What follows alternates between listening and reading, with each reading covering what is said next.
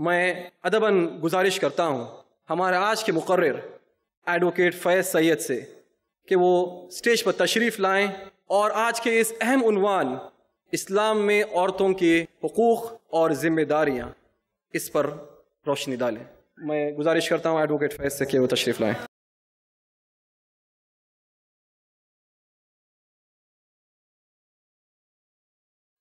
بسم اللہ الرحمن الرحیم، الحمد للہ رب العالمین، والصلاة والسلام علی خاتم النبیین والمرسلین، رب اشرح لی صدری ویسر لی امری واحلل عقدۃ من لسانی یفقہوا قولی۔ وقال عز وجل فی القرآن المجید اعوذ باللہ من الشیطان الرجیم، بسم اللہ الرحمن الرحیم، ومن یعمل من الصالحات من ذکر او انثی وهو مؤمن فاولئک يدخلون الجنة ولا یظلمون نقیرا۔ اما بعد، تمام تعریفیں اس اللہ عز وجل کے لیے لائق و زیبا ہے جو تمام جہانوں کا بنانے والا اور اسے پالنے والا ہے، اور درود و سلام اس کے آخری نبی محمد صلی اللہ علیہ وسلم پر۔ الحمدللہ، جو عنوان میں آپ کے سامنے رکھنے کی کوشش کروں گا وہ عنوان ہے اسلام میں عورتوں کے حقوق اور ذمہ داریاں، کہ اسلام میں عورتوں کے کیا حقوق ہے، رائٹس ہے، ادھیکار ہیں، اور ان کی کیا رسپانسبلٹیز ہے اور کیا ذمہ داریاں ہیں جو انہیں ادا کرنا ہے۔ انشاءاللہ عزیز، عنوان دو حصوں میں تقسیم کیا گیا ہے کہ حقوق کیا ہے اور ذمہ داریاں کیا ہے۔ میں کوشش کروں گا کہ مختصر سے حقوق، رائٹس کیا ہے پہلے وہ رکھوں، اور پھر ذمہ داریاں، رسپانسبلٹیز کیا ہے وہ آپ کے سامنے رکھنے کی کوشش کروں گا۔ اور یہ ایک بہت ہی اہم عنوان ہے۔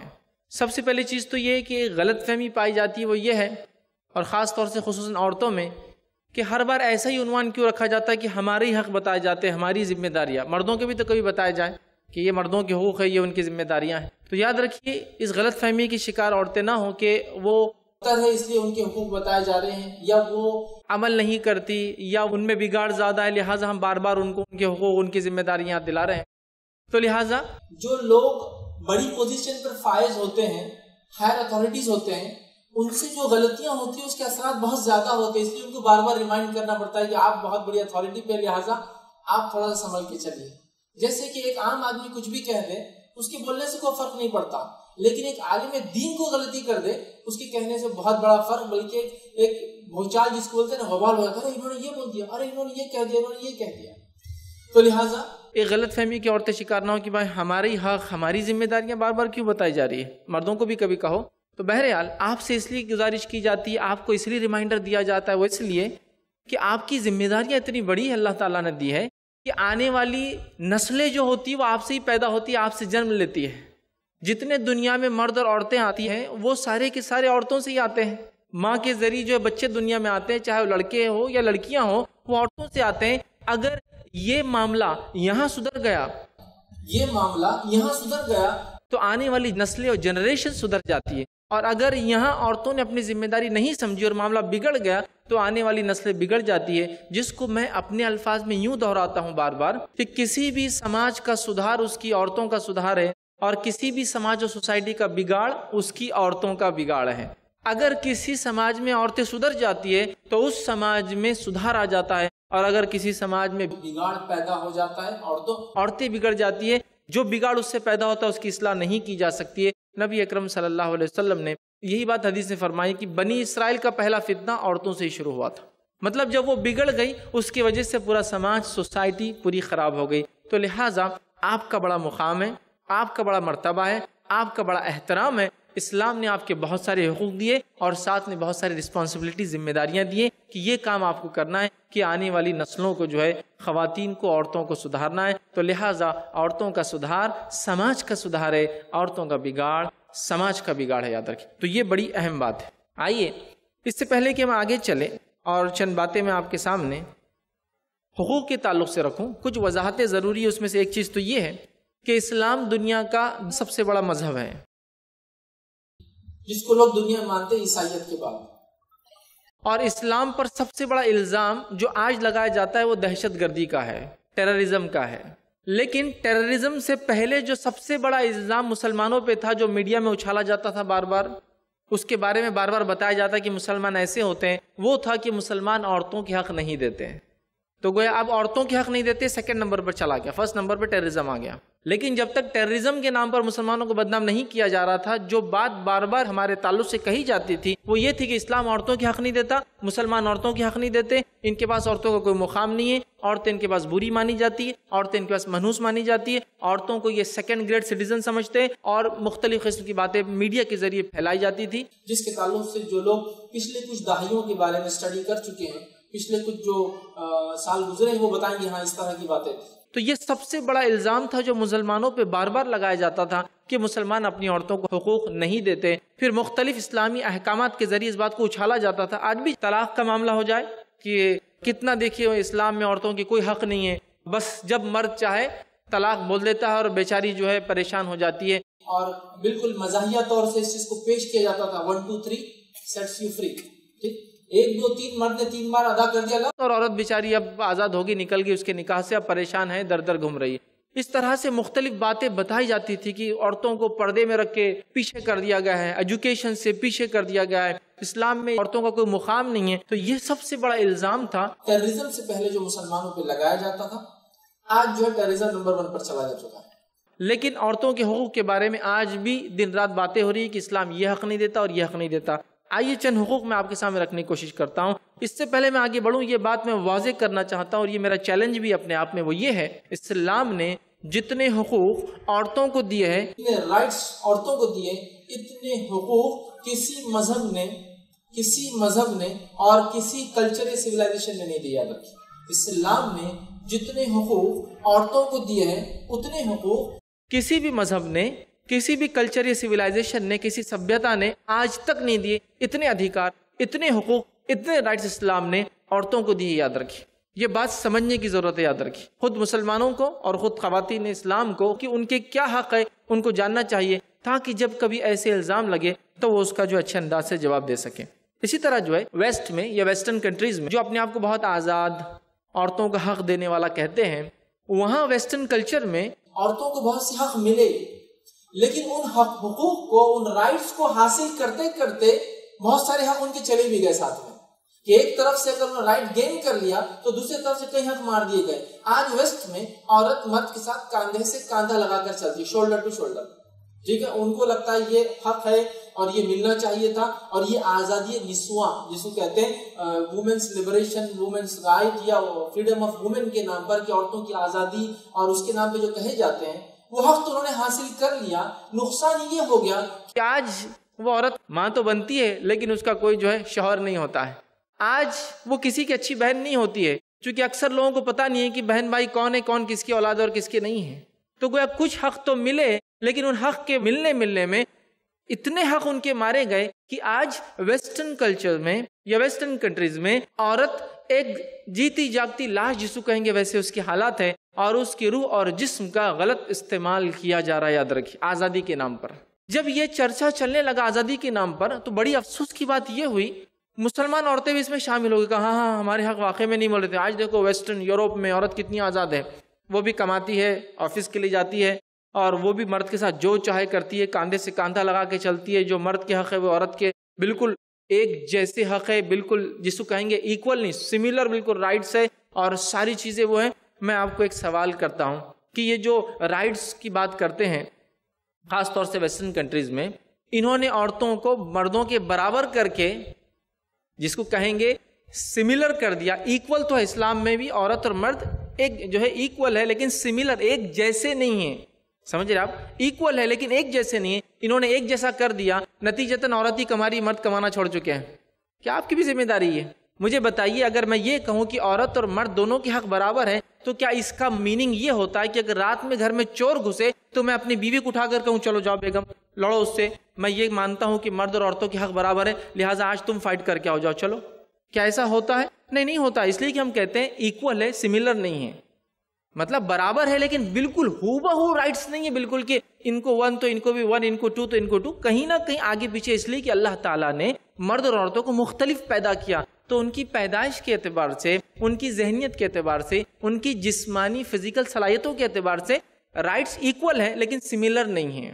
سملر نہیں، ایکول ہے لیکن سملر نہیں۔ تو ویسٹرن کنٹریز میں رائٹس سملر کا ایسا معاملہ ہوا، اور مسلم خاتون نے بھی کہا ہاں اسلام نے تو دیکھو پردے میں ڈال دیا، چونکہ انہوں نے اپنا مقام نہیں جانا۔ یہ دیکھو ہم کو صرف بچوں کی پرورش اور ان کی تربیت کے لیے ہم کو چھوڑ دیا گیا، ہم آزادی سے گھوم نہیں سکتے، ٹھیک ہے، ویکینڈ ہم منا نہیں سکتے جس طرح سے مرد منا رہے ہیں، ہوٹلز اور تھیٹرز اور مالز اور یہ، اور باہر جانا اور گاڑیاں چلانا اور یہ کرنا، اور رات میں مجلسیں ہم جو ہے سجائیں فلاں کریں، اس طرح کا ویسٹ نے بتایا. اور مسلم خاتون نے اپنا کو بڑا سپریس دبا ہوا اور نچلا سمجھا، لہٰذا آزادی کے لیے انہوں نے برقع بھی چھوڑ دیا، آزادی کے نام پر انہوں نے سب کچھ چھوڑ دیا اور جا کر ویسٹرن جو ہے عورتوں کے ساتھ ہو بہو ان جیسا ہونے کی کوشش کی، جس کے نتیجے میں آج یہ نظر آ رہا ہے کہ مسلم سماج میں بھی فیملی سسٹم ختم ہوتا جا رہا ہے، بہت کم لیکن ہوتا جا رہا ہے. فیملی سسٹم ختم، فیملی ویلیوز ختم ہوتے جا رہے ہیں. ٹھیک ہے، بچوں کی تربیت کا معاملہ یہ نظر آ رہا ہے کہ بچوں کو بوجھ سمجھا جا رہا ہے، عورت گھر میں رہنے کو برا مانتی ہے، یہ سمجھا جا رہا ہے کہ گھر میں رکھ کر آپ مجھے پیچھے کر رہے ہیں، میرے صلاحیت کو دبا رہے ہیں، یا پھر جو ہے مجھے اتنا پڑھایا لکھا ہے کیوں جب آپ مجھے باہر نہیں جانے دیں. مختلف چیزیں سامنے آ رہی ہیں اور خود مسلم خواتین خود یہ کہہ رہی ہے کہ ہمارے حق نہیں مل رہے ہیں. تو آئیے چند حقوق میں آپ کے سامنے رکھتا ہوں، اور یہ حق اسلام نے کب دیے یہ بات بھی سمجھ لے آپ. اسلام نے یہ حق، یہ رائٹس تب دیے، یہ وہ زمانہ تھا جس زمانے میں اکثر دنیا کے سویلائزیشنز جو تھے، کلچرز جو تھے، سبھیتائیں جو تھی، اس کے اندر مرد اور عورتوں میں اتنا بڑا فرق تھا کہ مرد کے لیے سزا الگ ہوتی تھی، عورت کے لیے سزا الگ ہوتی تھی. عورت کو منحوس مانا جاتا تھا، منحوس مانا جاتا تھا، عورت کو شیطان کی پیدائش مانا جاتا تھا، عورتوں کو ناقص العقل، بیوقوف سمجھا جاتا تھا، مطلب ان کو کوئی عقل نہیں ہے. سمجھ رہے آپ بات کو؟ بیوقوف مانا جاتا تھا. یہ وہ زمانہ تھا جب عورتوں کو جینے کا حق نہیں تھا. اگر پیدا ہوتی، چونکہ پہلے سے معلوم نہیں ہوتا، تو پیدا ہونے کے بعد زندہ دفن کر دیا جاتا. یہ وہ زمانہ تھا کہ شوہر کے مرنے کے بعد اس کو شوہر کے ساتھ جل جانا، یہ اپنے آپ کو دفنا لینا، یہ اس کی عظمت اور اس کا مقام مانا جاتا تھا، اور شوہر سے محبت کی علامت مانی جاتی تھی. اور جو عورت ایسا نہ کرتی اس سے یہ عمل کر دیا جاتا تھا. یہ وہ زمانہ تھا.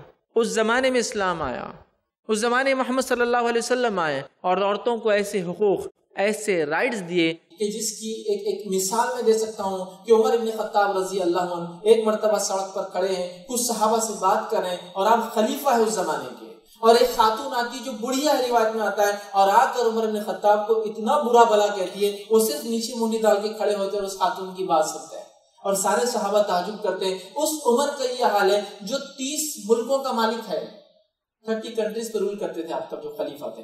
تو یہ وہ عمر ہے جو 30 ملکوں کا مالک ہے، لیکن ایک عورت آ کر کچھ کہتی ہے اور عمر نیچے جو ہے گردن جھکا کر سنتے رہتے ہیں، سنتے خاموشی سے. تو یہ وہ حق تھے جو عورتوں کو جو اسلام نے دیے، یہ وہ رائٹس تھے جو عورتوں کو اسلام نے دیے. یاد رکھیں، اس سے پہلے عورتوں کو ایسا کوئی حق حاصل نہیں تھا. میں آپ کو کہہ رہا ہوں، نہ وراثت میں کوئی حصہ تھا، نہ جو ہے کسی بات میں ان کے کوئی مشورے لیے جاتے، چونکہ ان کو بیوقوف، منحوس مانا جاتا تھا. کسی جگہ داخل ہونے سے کام کی خراب ہونے کی علامت مانی جاتی تھی اس زمانے میں نبی اکرم صلی اللہ علیہ وسلم. بلکہ اس سے بڑھ کر میں کہوں گا صرف اور صرف الفاظ تھوڑا سا جو ہے چپتا ہوا نظر آتا ہے، لیکن ان کو استعمال کی چیز سمجھاتا تھا. اس زمانے میں نبی اکرم صلی اللہ علیہ وسلم آئے، اسلام آیا، دین اسلام اور شریعت اسلام آئی، اور جو رائٹس اور جو حقوق انہوں نے دیے، ایسے حق کسی نے بھی نہیں دیے. یاد رکھیں، اتنے رائٹس دیے الحمدللہ. تو اس بات کو جاننے کی اور سمجھنے کی آج کے دور میں بہت سخت ضرورت ہے. میں نے شروعات میں ایک آیت تلاوت کی، سورہ نساء، سورہ نمبر 4 کی آیت میں 124 124 تھی. اللہ نے فرمایا وَمَن يَعْمَلْ مِنَ الصَّالِحَاتِ مِنْ ذَكَرٍ أَوْ أُنثَىٰ، جو کوئی نیک کام کرے، چاہے مرد ہو چاہے عورت ہو، وَهُوَ مُؤْمِنٌ، اور وہ ہو ایمان والا، تو اللہ فَأُولَٰئِكَ يَدْخُلُونَ الْجَنَّةَ، تو وہ جنت میں جائیں گا. اور اللہ آگے فرماتا ہے وَلَا يُظْلَمُونَ نَقِيرًا، اور ان سے ذرہ برابر بھی جو ہے ظلم نہیں کیا جائے گا ان پہ، وہ جنت میں جائیں گا. تو یہاں دیکھیے جنت میں بھی اگر جائیں گے اعمال کے اعتبار سے مرد اور عورت، تو دونوں جائیں گے. یہ نہیں کہا کہ مردوں کا اونچا مقام ہے، عورتوں کا نچلا مقام ہے، عورتوں کو آدھی جنت ملیں گے، عورتوں کو چھوٹی جنت ملیں گی، عورتیں چاہے کتنا بھی عمل کرے مرد کا مقابلہ نہیں کر سکتی، کچھ نہیں کہا گیا. یاد رکھیں، بلکہ اسلام نے تو ایسے حق دے دیے کہ ماں ہے تو کہا ماں کے قدموں کے نیچے جنت ہے، بیوی ہے تو کہا اگر کسی مرد کے بارے میں اگر اس کا سی وی کرنا، کیریکٹر ویریفائی کرنا ہے تو اس کی بیوی سے پوچھو، اگر وہ کہے اچھا ہے تو اچھا ہے، وہ کہے برا ہے تو اس کا مطلب برا ہے. سمجھ رہے آپ؟ بیٹی ہے تو اس کے تعلق سے کہہ دیا گیا کہ جو شخص 3 لڑکیوں کو تعلیم دے، تربیت دے، اچھے سے نکاح کر دے، وہ جنت میں ہوں گا. آپ سے فرماتے ہیں میرے ساتھ. کسی نے پوچھا اللہ کے رسول صلی اللہ علیہ وسلم 2 کا کیا معاملہ، تو کہا 2 والا بھی. حدیث کے راوی کہتے ہیں اگر اللہ کے رسول صلی اللہ علیہ وسلم سے ایک کا بھی سوال ہوتا نا تو آپ یہی جواب دیتے. تو آپ نے یہ حق بتا دیے.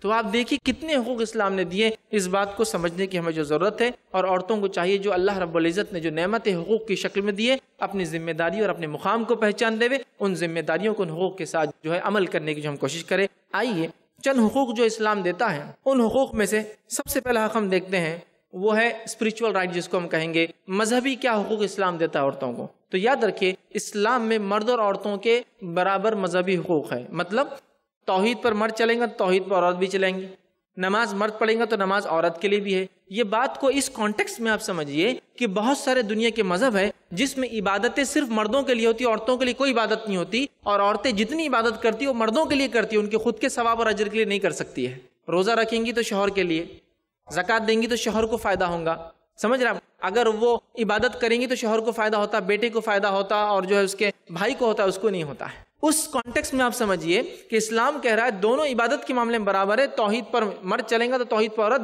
توحید پر اگر یہ جو ہے مر جائیں گا تو اس کو جو اجر ملے گا مرد کو وہی عورت کو. نماز مرد کے لیے بھی 5 وقت ہے تو عورت کے لیے بھی، روزہ مرد کے لیے تو عورت کے لیے بھی، زکوٰۃ مرد کے لیے تو عورت کے لیے بھی، حج کو مر جائیں گا تو عورت بھی جا سکتی. اسلام کی تمام ارکان پورے مکمل طور سے مرد عورت دونوں کے لیے، سوائے چند مسائل جو طہارت سے متعلق ہے وہ چھوڑ کر سارے اس میں دونوں برابر ہیں. تو آپ دیکھیے کتنے حقوق دیے. تو سب سے پہلے اگر مذہبی حقوق کا معاملہ لے تو اسلام نے برابر دیے. یا اس زمانے میں جس زمانے میں جو مذہب اس زمانے میں جو موجود تھے، ان مذہب میں یہ مانا جاتا ہے کہ عورت منحوس ہے. صرف منحوس نہیں، یہ شیطان کی وجہ سے پیدا ہوئی اور شیطان کے ساتھی ہے، جنت سے نکالے جانے کی وجہ ہے.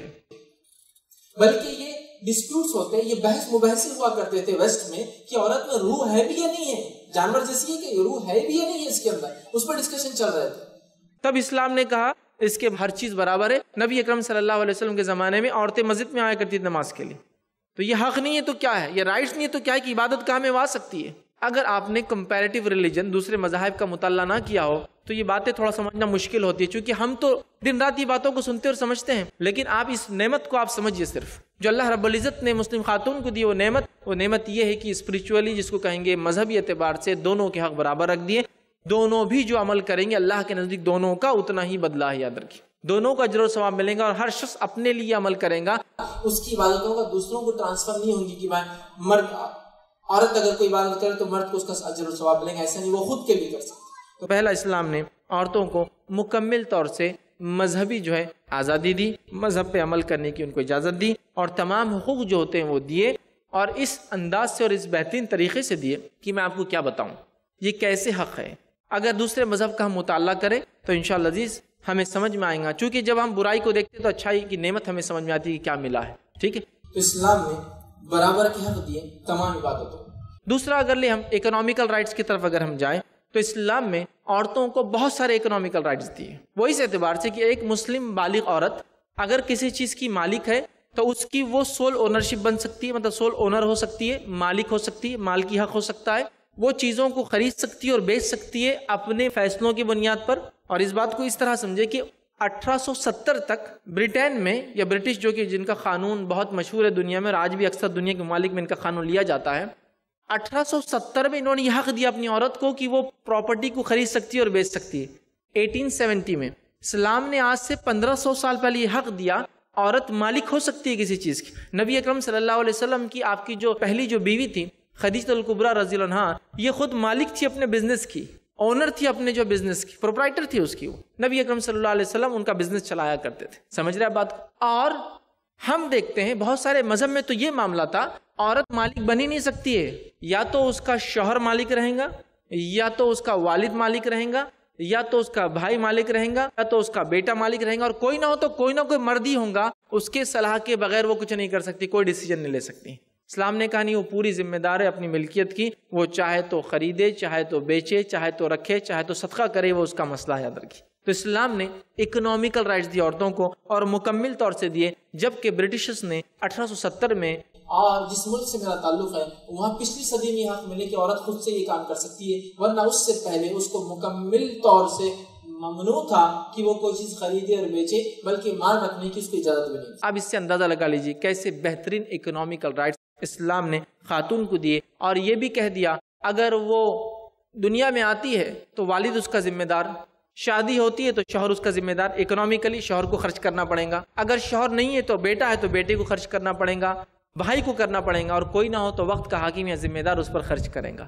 تو اکنامیکلی اس کو سیکیور کیا، اس کو سیف کیا کہ اس کے اخراجات کے لیے کسی نہ کسی مرد کو ذمہ دار بنایا، اور ان کو کمائی کی ذمہ داری سے دور رکھا. ہاں چاہے تو کمائے، حلال ہے، لیکن یہ ذمہ داری ان کی نہیں ہے. اور اگر عورت ارن کرتی ہے، کماتی ہے، تو یہ ہے کہ وہ ساری کمائی اس کی اپنی ہے، وہ جو چاہے کر سکتی ہے، اس لیے کہ وہ اس کی مالک ہوں گی، یاد رکھیے۔ اسی طرح نکاح کا معاملہ ہوا تو کہا مہر دو، نکاح کرو تو مہر دو عورت کو، ٹھیک ہے، اس کو سیکیور کیا۔ اسی طرح طلاق کے تعلق سے کہا کہ طلاق اگر دو تو کیا کرو، کچھ نہ کچھ اس سے حسن سلوک کرو، کچھ دو، وہاں بھی دینے کا کہا۔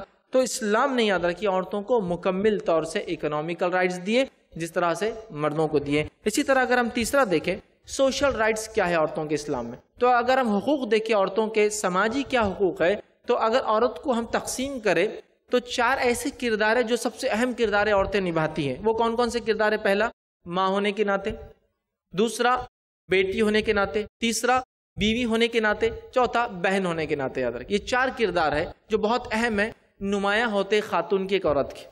تو سماجی ایسے حقوق دیے کہ اگر عورت ماں ہے، یا الٹا شروع کرتے بیٹی سے شروع کرتے، پیدائش سے شروع کرتے، اگر عورت بیٹی ہے تو یہ کہا کہ بیٹی کی پیدائش پر خوشخبری دے دی اس کو کہ اگر 3 بیٹیاں ہوں، پرورش کرے، تعلیم دے، نکاح کرے تو جنت میں میرے ساتھ ہوں گا، آپ فرماتے ہیں۔ 2 کے تعلق سے بھی آپ نے یہی بات فرمائی کہ اگر 2 کے ساتھ بھی کرے تو یہی اس کا معاملہ ہوگا۔ اسی طرح بیٹیوں کے قتل کو حرام قرار دیا اسلام نے۔ سورہ تکویر میں کہا کہ اللہ سبحانہ تعالیٰ روز قیامت اس بچی سے وَإِذَا الْمَوْءُودَةُ سُئِلَتْ بِأَيِّ ذَنبٍ قُتِلَتْ، اس بچی سے جس کو مار دیا گیا، زندہ دفنا دیا گیا، سوال کریں گا تجھے کس جرم میں مارا گیا۔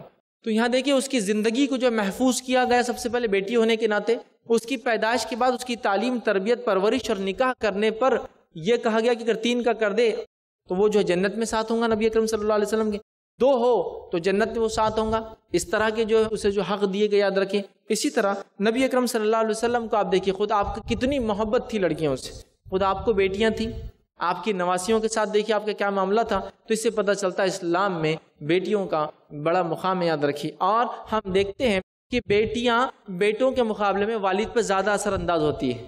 یہ بات کی گواہی ہم سب دے سکتے ہیں، جب چھوٹے تھے یا جو لوگ چھوٹے وہ بھی ابھی گواہی دے سکتے ہیں کہ اگر بیٹا اور بیٹی 2 لوگ والد کے پاس آ جائے اور ایک فرمائش رکھے گی کرنا ہے، تو والد کس کی فرمائش پہلے پوری کرتے ہیں؟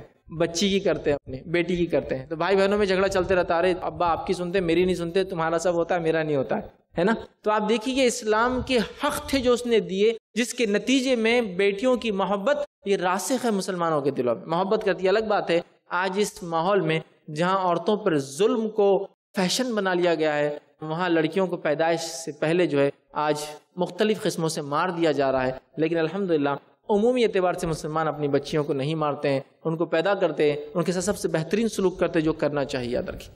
تو یہ حق دیا بیٹی ہونے کے ناطے، ٹھیک ہے۔ اسی طرح اگر ہم آگے بڑھے، یہی بیٹی جو ہے بیوی بنتی ہے پھر، ٹھیک ہے، دوسرا اسٹیج اس کی زندگی کا۔ بیوی ہونے کے ناطے دیکھیے کیسے اس کو سماجی حقوق دیے کہ نکاح ہوگا تو شوہر اس کو کچھ مہر ادا کرے گا۔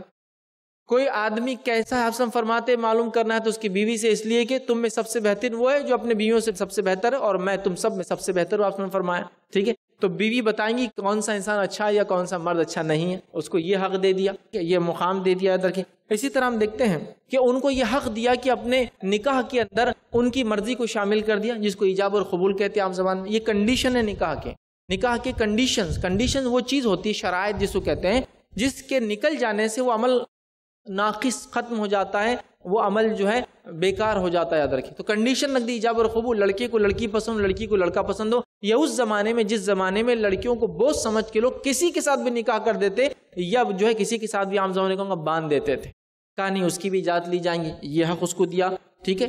شادی سے پہلے، شادی کے بعد مہر کا حق دیا، اس کے بعد شوہر اس پر خرچ کریں گا، یہ اس کو حق دیا۔ تو اسلام نے بیوی ہونے کے ناطے بہت سارے حقوق جو ہے ایک عورت کو دیے۔ اسی طرح یہی بیوی پھر ماں بن جاتی ہے، تیسرا رول جو عورت کا ہوتا ہے سماج میں۔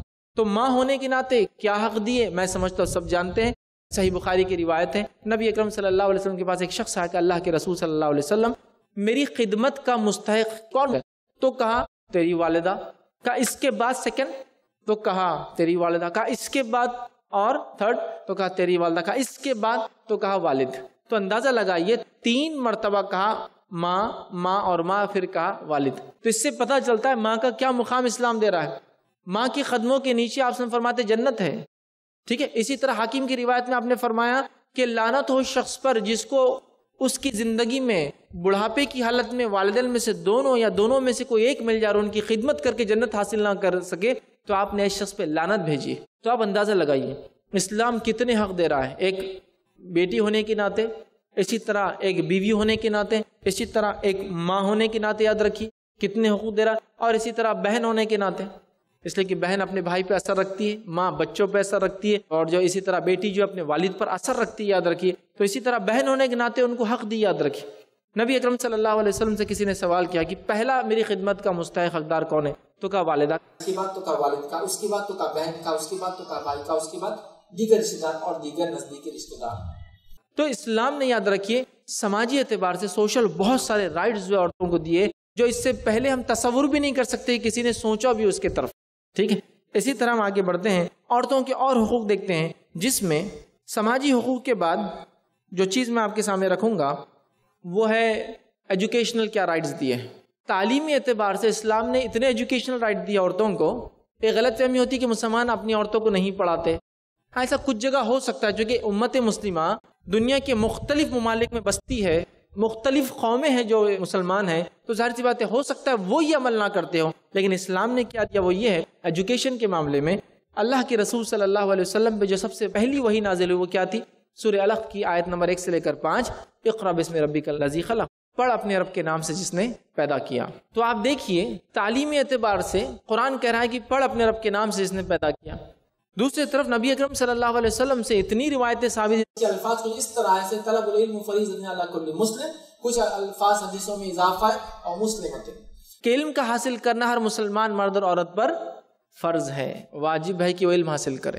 تو تعلیمی حقوق اسلام نے اتنے دیے کہ نبی اکرم صلی اللہ علیہ وسلم سے پہلے آپ دیکھیں تو عورتوں کو تعلیم حاصل کرنے کوئی حق حاصل نہیں تھا، کسی بھی مذہب میں یاد رکھی تعلیم حاصل کرنے کوئی حق نہیں تھا، بلکہ ان کا تعلیم حاصل کرنے کو منحوس و برا مانا جاتا تھا۔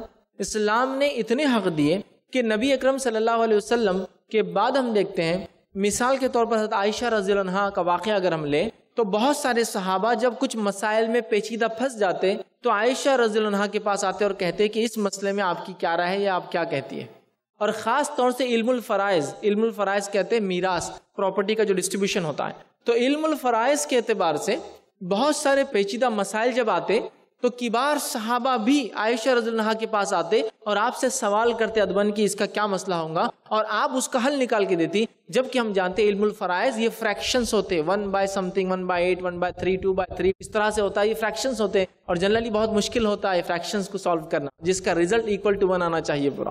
تو آپ پیچیدہ مسائل کو حل کر کے بتاتی، صحابہ آ کے آپ سے سوال کرتے ہیں، اور آپ کے تعلق سے آتا ہے کہ 36 مردوں نے آپ سے علم حاصل کیا، جس میں خاص طور سے آپ کے بھتیجے اور بھانجے بھی شامل تھے، جو سیدھا جاتے، جن کی آپ خالہ اور جن کی جو ہے پھوپھی تھی، پردہ نہیں تھا، وہ اندر جاتے تھے اور بات چیت کرتے تھے اور علم سیکھتے تھے۔ تو 36 لوگوں نے آپ سے علم حاصل کیا، اور اسی طرح آپ کے تعلق سے بہت سارے اقوال موجود ہیں کہ تفسیر، علم الفرائض، تاریخ اور ادب پہ عربی، ان سے زیادہ جو ہے علم رکھنے والا کوئی نہیں تھا۔ تو یہ اسلام کی دین تھی کہ عورتوں کو حق دیا علم کو حاصل کرنے کا، تعلیم کا، اور یہی اسلام کی خصوصیت تھی جس کے نتیجے میں ہم دیکھتے ہیں دنیا کی پہلی یونیورسٹی جو قائم ہوئی، آپ کو پتا ہے دنیا کی پہلی یونیورسٹی جو قائم ہوئی، جو جب سے قائم ہوئی تب سے لے کر آج تک مسلسل چل رہی ہے، جس کو کہوں گا دنیا کی سب سے پرانی یونیورسٹی جو آج چل رہی ہے، وہ مراکش میں، موراکو کے شہر فیز میں ہے، جو فاطمہ الفہری نام کی خاتون نے شروعات کی تھی، اس کا نام ہے یونیورسٹی آف قراوین۔ اس یونیورسٹی کو یہ اعزاز حاصل ہے، جب سے شروع ہوئی تب سے لے کر آج تک کنٹینیوسلی رن ہو رہی ہے، جس کو Guinness book of world record نے یہ اعزاز دیا ہے کہ جب سے شروع ہوا یہ انسٹیٹیوشن تب سے لے کر آج تک چل رہا ہے۔ اور آپ کو پتا ہے فاطمہ الفہری نے اس کی شروعات ڈالی تھی، آج 1150 سال سے یونیورسٹی میں لوگ علم حاصل، آج بھی یونیورسٹی رننگ کنڈیشن میں۔ تو یہ اسلام کی آزادی تھی جو عورتوں کو دی اس نے کہ علم حاصل کرو، کہ یہ انسٹیٹیوشن انہوں نے ڈالے، نظم قائم کی تعلیم اور علم کے۔ اور آپ کو پتا ہے یونیورسٹی کی خصوصیت یہ ہے کہ کیتھولک چرچ کے ایک پوپ نے بھی یہاں سے علم حاصل کیا تھا، یہیں کے وہ جو گریجویٹ تھے۔ تو یہ خصوصیت تھی اسلام کی، یہ خوبی ہے یاد رکھیں علم کے تعلق سے۔ تو عورتوں کو علم حاصل کرنے کا مکمل حق دیا اسلام نے۔ اسی طرح اگر ہم آگے چلیں، اسلام نے جو حقوق دیے اس میں لیگل رائٹس اگر ہم دیکھیں، قانونی حق دیکھیں، تو اسلام نے اتنے عورتوں کو قانونی حق دیے جتنے مردوں کو دیا، یاد رکھیں۔ جیسے کہ اسلام سے پہلے کچھ ایسی بھی قومیں تھیں جن میں اگر مرد قتل کرے تو مرد کے بدلے اس مرد کو نہیں، وہ چاہے تو اپنے بیوی کو رینسم کے طور پر بھائی اس کو مار دو میری طرف سے، اس کو مار دیا جاتا تھا۔ اندازہ لگائیے آپ، یہ حق تھے۔ ان کے حق آدھے ہوا کرتے تھے، یا کچھ جگہ تو ان کے حق ہی نہیں ہوا کرتے تھے، مکمل طور سے اس مذہب میں، اس کلچر میں ان کے کوئی رائٹس ہی نہیں ہوا کرتے تھے۔ اسلام نے ان کو قانونی حق دیے۔ اتنے قانونی حق دیے کہ اگر کوئی جرم عورت کرتی ہے اور مرد کرتا ہے سزا دونوں کی برابر ہے. عورت نے چوری کی، مرد نے چوری کی، سزا الگ الگ نہیں ہے، دونوں کو ایک ہی سزا. یہ بھی تو ایکوالٹی ہے نا، رائٹ دیے کہ حق کہ اس کو سزا برابر ہے. یہ نہیں کہ کہا عورت کے دونوں ہاتھ کاٹ دو، مرد کا ایک ہاتھ کاٹو، صرف نہیں، سزا برابر ہے. اگر زنا کرے دونوں کو سزا برابر ہے. شادی شدہ ہو تو سنسار جو کیپٹل پنشمنٹ سزائے موت، غیر شادی شدہ ہو تو کوڑے لگوائے جائیں گے، برابر سزا دی. یہ نہیں کہا کہ زیادہ سزا ملیں گی زنا کی اس لیے کہ اس نے بغاوت کی جو ہے اپنے شوہر سے اور شوہر کو کم ملیں گی، نہیں، ایسا نہیں کیا، سزائیں برابر دی. اسی طرح سے ان کو اتنا لیگل پروٹیکشن دیا کہ اگر کوئی شخص یہ کہے کہ فلاں عورت ایسی ایسی ہے، سورہ نور سورہ نمبر 24 آیت میں 4 میں کوئی اگر شخص یہ کہے فلاں عورت ایسی ایسی ہے اور 4 گواہ نہ لا سکے تو اس آدمی کو جس نے الزام لگا 80 کوڑے پڑتے ہیں. کیسے دیکھیے ان کو قانونی حق دیا، کتنا پروٹیکٹ کیا.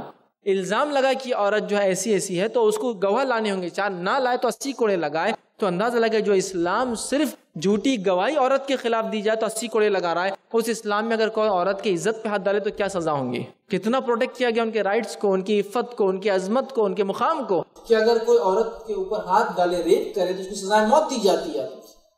اس پہ کوئی الزام لگا تو 80 کوڑے اسے مارے جا رہے ہیں. تو اسلام نے ان کے حق دیے اور یہاں تک حق دیا کہ والد کے انتقال کے بعد بیٹی کا وراثت میں حصہ رکھا. قانون نے کو یہ رائٹ دیا کہ وہ اپنا حق لے سکتی ہے. یہ الگ بات ہے مسلم سماج میں بہت سارے لوگ نہیں دے رہے، دینا چاہیے. یہ علم الفرائض ہے، یہ فریضہ ہے، یاد رکھیے، دینا ہے، یاد رکھیے. تو ان کا حق رکھا تو قانونی حق رکھے. تو اسلام نے بہت ساری عورتوں کو قانونی حق دیے. اسی طرح ہم دیکھیں اسلام نے عورتوں کو سیاسی حقوق بھی دیے، پولیٹیکل رائٹ، جس میں اگر ہم مثال کے طور پر لیں تو جب عمر ابن خطاب رضی اللہ عنہ کے زمانے کا ایک واقعہ ہے. عمر ابن خطاب رضی اللہ عنہ کھڑے ہوئے اور ایک مرتبہ یہ کہا کہ میں چاہتا ہوں کہ لڑکیاں مہر کے معاملے میں زیادتی کر رہی ہیں. اس زمانے میں عورتیں جیسے آج جہیز کے معاملے میں کر رہے ہیں، مرد زیادتی کر رہے ہیں، جہیز لے رہے ہیں. اس زمانے میں عورتیں مہر اتنا باندھ دی تھی کہ لڑکوں کے نکاح مشکل ہو گئے تھے. تو انہوں نے کہا میں سوچتا ہوں مہر کی کوئی رقم فکس کر دیتے ہیں، طے کر دیتے ہیں تاکہ تھوڑا ہلکا ہو اور آسان ہو. تو ایک عورت کھڑی ہوئی اور کہا عمر، جس معاملے میں اللہ نے قرآن میں کہا کہ اگر تم انہیں خزانہ بھی دو، ایک سونے کا پہاڑ بھی دو تو واپس نہ لو، طلاق کا معاملہ آ جائے تو مہر میں کر دیا ہے، تو تم کون ہوتے ہو یہ بولنے والے کہ مہر کی رقم طے کی جائے. عمر ابن خطاب رضی اللہ عنہ فرمایا کہ عورت نے سچ کہا اور عمر غلطی پہ تھا، اپنی بات کو واپس لے لیا. آپ اندازہ لگائیے کیسے حق ہے یہ کہ عمر ابن خطاب رضی اللہ عنہ جیسی شخصیت بھی اپنی رائے کو واپس لے رہی، چونکہ شریعت کا معاملہ ہے. اگر عمر کوئی بات کہتے ہیں تو آگے علم والے لوگوں کے لیے مثال بن جائیں گی اور لوگ ویسا کر لیں گے. تو کہا جس بات کو قرآن میں اللہ نے نہیں کہا کہ خزانہ بھی دو، پہاڑ بھی دو سونے کا تو نہ لو، تم کون ہو تو فکس کرنے والے. عمر ابن خطاب رضی اللہ عنہ بات کو واپس لے لیا. تو اندازہ لگائیے اب کیسے ہوتی. اسلام نے عورتوں کو یہ حق دیا کہ وہ ملٹری میں شامل ہو سکتی، جنگوں میں شامل ہو سکتی ہے. ہم دیکھیے نبی اکرم صلی اللہ علیہ وسلم کے زمانے میں عورتیں اجازت لے کر جایا کرتی تھی، عورتیں جنگوں میں موجود رہیں تو ملٹری میں جو ہے وہ شامل ہوتی تھی. جبکہ ہم جانتے ہیں دنیاوی قوانین میں جو ہے بہت سارے ملک جو اپنے آپ کو بہت آگے کہتے ہیں، امریکہ جیسا ملک بھی لے لیا، یونائٹڈ اسٹیٹس، اس میں بھی 1976 میں عورتوں کو فرسٹ ٹائم پرمیشن ملی کہ وہ فوج میں جا سکتی ہے.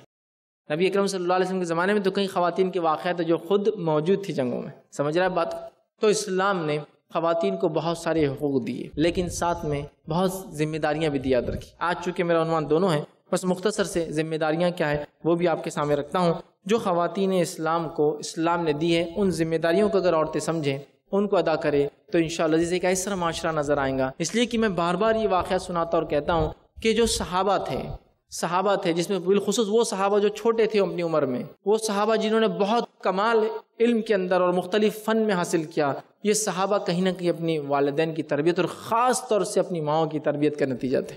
آپ اندازہ لگائیے وہ ماؤں کی تربیت کیسی تھی. مثال دیتا ہوں، 3 ہی مثال دیتا ہوں. وہ ماؤں کی تربیت کیسی، اس کے نتیجے میں صحابہ جی شخصیتیں ہمیں دیکھ رہے تھے، جس میں پہلی مثال آپ لے اسامہ بن زید رضی اللہ عنہ کی.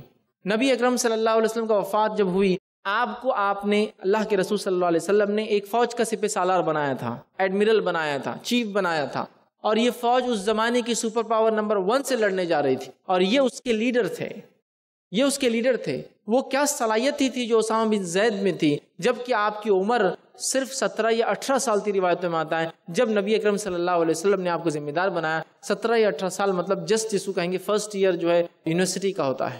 12 بچہ جو ہے 17 ایئر سے پاس آؤٹ ہوتا ہے، 18 ایئرس میں یونیورسٹی جاتا ہے. اندازہ لگائیے وہ کیا صلاحیتیں تھی. یقیناً ان کے والد جب سے ایمان لائے اور شہادت تک زید بن حارثہ رضی اللہ عنہ یہ تو نبی اکرم صلی اللہ علیہ وسلم کی خدمت میں رہے، تو ظاہر سی بات ہے اسامہ پہ کوئی نہ کوئی زبردست محنت کر رہا تھا، اس کے نتیجے میں اسامہ جیسی شخصیت ہمیں اتنی کم عمر میں یہ صلاحیتوں کا مالک ایک بچہ نظر آتا ہے، یہ ماؤں کی تربیت کا نتیجہ تھا۔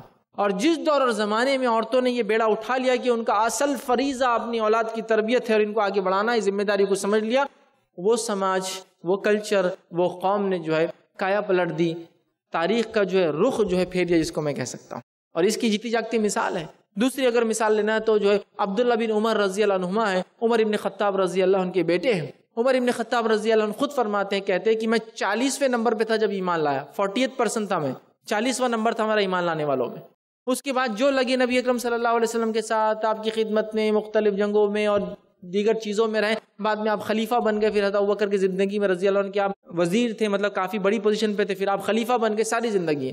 لیکن یہاں عبداللہ جو ہے، جو آپ کے فرزند ہیں، جن کے تعلق سے ہم جانتے ہیں، جن کو فقیر امہ کہا جاتا ہے، امت کا فقیر، دین کو سمجھنے والا، ان کی عمر جب نبی اکرم صلی اللہ علیہ وسلم وفات کر کے 17 سال تھی، 17 ایئرس، تو 17 سال کے اس عبداللہ میں یہ خصوصیتیں کیسا پیدا ہوئی؟ یہ نتیجہ تھا، میں کہتا ہوں، ان ماؤں کی انتھک کوششوں کا، جس کے نتیجے میں ایسے بچے نظر آتے تھے۔ یہ وہ تعلیم اور تربیت تھی، جب عورتوں نے اپنا مقام پہچانا اور وہ بیڑا اٹھا لیا، تو پھر میں کہہ رہا ہوں نا، تاریخ کا رخ انہوں نے موڑ دیا ادھر کی۔ میں یہ بات کیوں کہہ رہا ہوں؟ اس لیے کہ علماء کی بڑی بڑی تقریریں، مفتیان کے بڑے بڑے فتوے اور حاکموں کے بڑے بڑے احکام بھی جو تبدیلی انسان میں لاتے ہیں، عورتوں کے چند آنسو انسان میں وہ تبدیلی لا دیتے ہیں۔ ماں کے چند آنسو بیٹے سے جو کام کروا دیتے ہیں، وہ نہ علماء کی تقریریں، نہ مفتیان کے فتوے، نہ حاکموں کی کوئی سخت سے سخت قانون کروا سکتے ہیں۔ جو ماں کے چند آنسو ایک بیٹے سے کروا دیتے ہیں، بیوی کے چند آنسو شوہر سے کروا دیتے ہیں، بہن کے چند آنسو بھائی سے کروا لیتے ہیں، ہوتا ہی نہیں ہوتا ہے۔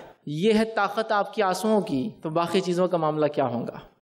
یہ ہے طاقت آپ کے آنسوؤں کی۔ تو عورتوں نے جس سماج میں اپنے مقام کو پہچانا، انہوں نے بدل دیا ادھر اس کا رخ۔ اور تیسری مثال آپ کو دیتا ہوں، وہ ہے عبداللہ ابن عباس رضی اللہ عنہما۔ عبداللہ ابن عباس رضی اللہ عنہما، جن کی تفسیر پتھر کی لکیر، ایک عام زبان میں کہہ رہا ہوں، لوگ بولتے پتھر کی لکیر، بالکل آخر میں اگر کوئی معاملے میں اختلاف ہے، عبداللہ ابن عباس رضی اللہ عنہ فرماتے ہیں، مطلب ٹھیک ہے، یہ تفسیر مان لی جائیں گی۔ جب نبی اکرم صلی اللہ علیہ وسلم کا انتقال ہوا تو آپ کی عمر پتہ ہے کیا تھی؟ 15 ایئرس، 15 سال کے تھے آپ۔ تو یہ 15 سال کے عبداللہ میں یہ صلاحیتیں کیسے پیدا ہوئی؟ یہ اس سماج کی عورتوں کی تربیت اور تعلیم اور ان عورتوں کی مشقت کا نتیجہ تھا، جو ایسے بچے نظر آتے تھے۔ آج جو ہے وہ ذمہ داریوں کا جو ہے، جو عورتوں کو اللہ نے دی، شریعت نے دی، چونکہ عورتوں نے چھوڑ دیا، نتیجتاً ہم دیکھ رہے ہیں قوم میں بے راہ روی پھیل گئی ہے۔ آئیے عورتوں کی ذمہ داریوں میں صرف 4 پوائنٹس آپ کے سامنے رکھتا ہوں۔ پہلا، کیا ذمہ داری ہیں عورتوں کی؟ تو پہلی ذمہ داری ہے عورتیں علم حاصل کرے، یاد رکھ، یہ پہلی ان کی ذمہ داری، چونکہ علم بنیاد ہے، بیس ہے ساری چیزوں کی، چاہے وہ اسلام پہ عمل کرنا ہو، نماز پڑھنا ہو، روزہ رکھنا ہو، ساری چیزیں۔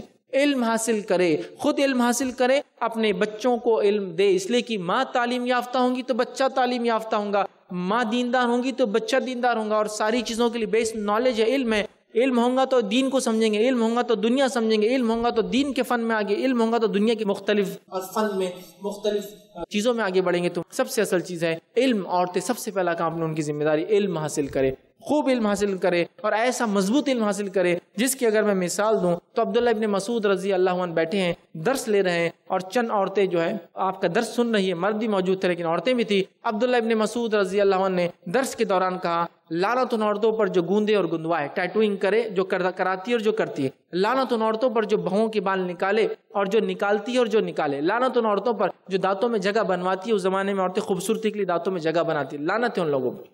وہ ایک خاتون اٹھی اور کہا، عبداللہ ابن مسعود، میں نے پورا قرآن پڑھا لیکن جو تم نے لعنت کی بات کہی، یہ بات کہاں سے کہی؟ اور انہوں نے یہ کہا تھا قرآن میں اللہ نے لعنت بھیجی۔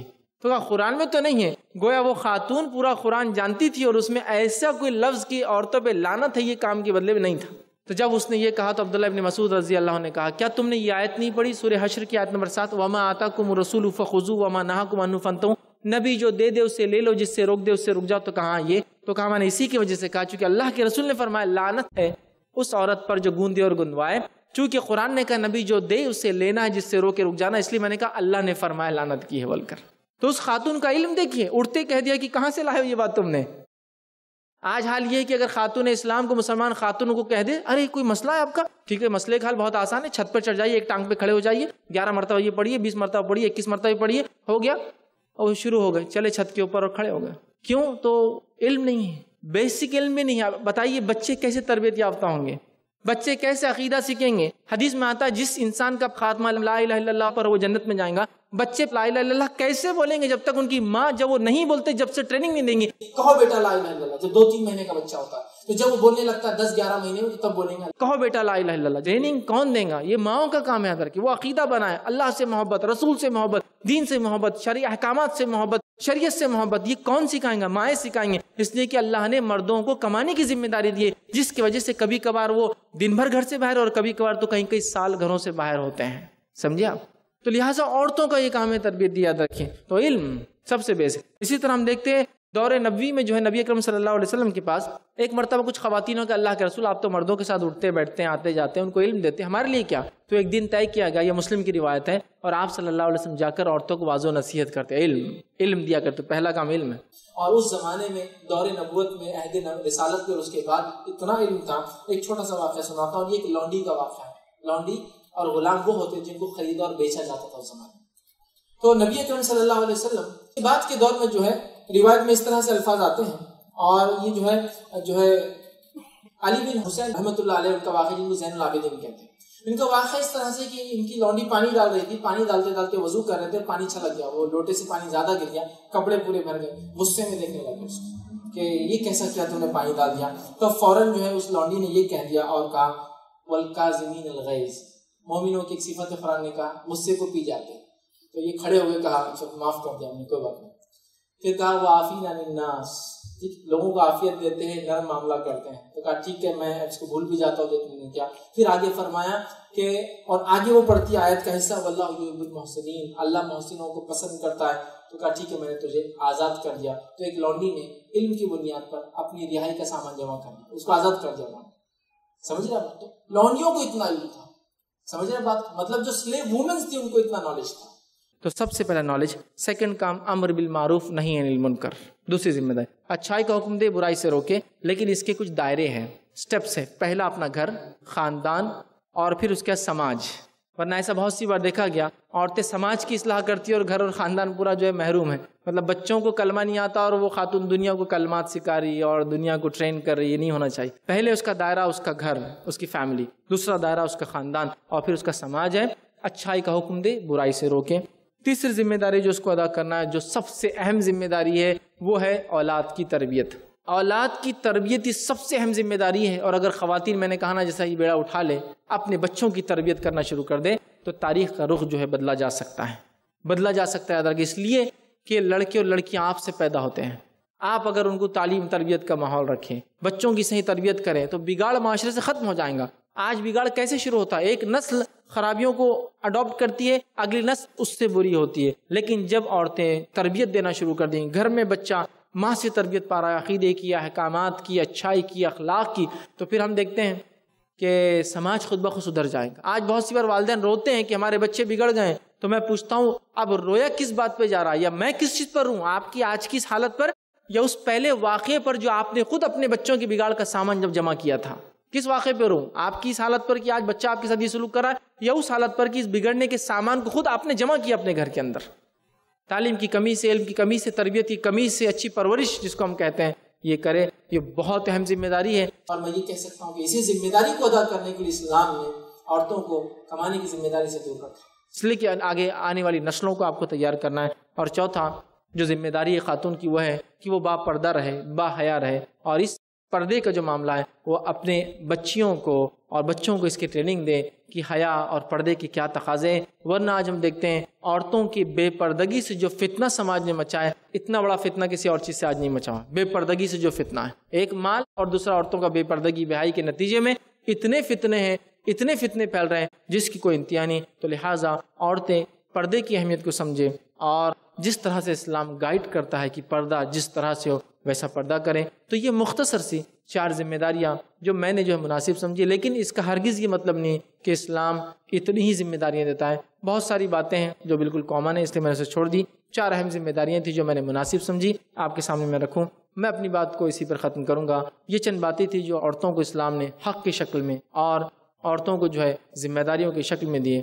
ہمیں چاہیے کہ عورتوں کو چاہیے خاص طور سے کہ اپنی ذمہ داری کو پہچانیں، اپنی آنے والی نسلوں کو اس ذمہ داری کے لیے تیار کریں، اپنی آنے والی جنریشنز کو خوب پریپیئر کریں تاکہ پھر ہم دیکھیں ایک ایسا سماج، ایک ایسی سوسائٹی جس میں بچے دین پر عمل کرتے ہو، اور ایک ایسا ماحول جس کے اندر دین کا غلبہ ہو۔ وہ تو تبھی ہوگا جب مائیں مسلم خاتون اپنا مقام پہچان کر اپنے بچوں کی اس انداز سے تربیت کریں گی تو انشاءاللہ عزیز بہت ساری تبدیلیاں اور بہت ساری برائیاں اس سے ختم ہو سکتی ہے۔ اسی پر اپنی بات کو میں ختم کروں گا۔ اللہ رب العزت سے دعا ہے کہ اللہ سبحانہ تعالیٰ ہم تمام کو اپنے جو ہے ذمہ داریوں کو ادا کرنے کی توفیق عطا فرمائیں، جب تک ہمیں زندہ رکھیں، ایمان اور اسلام پر زندہ رکھیں، خاتمہ ہمارا ایمان پر ہو۔ وآخر دعوانا الحمد للہ رب العالمین۔ سبحان ربک رب العزت عما یصفون وسلام علی المرسلین والحمد للہ رب العالمین۔